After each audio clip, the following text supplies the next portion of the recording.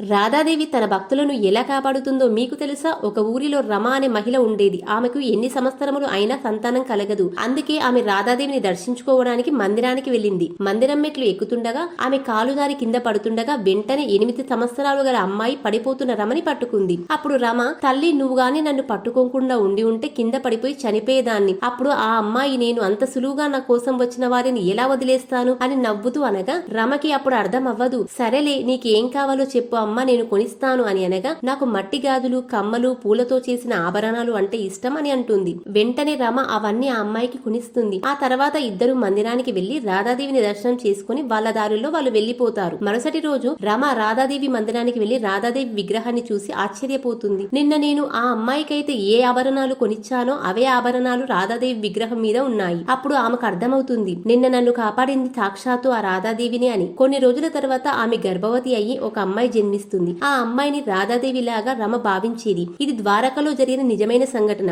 అందరూ చెప్పండి, శ్రీ రాధే రాధే.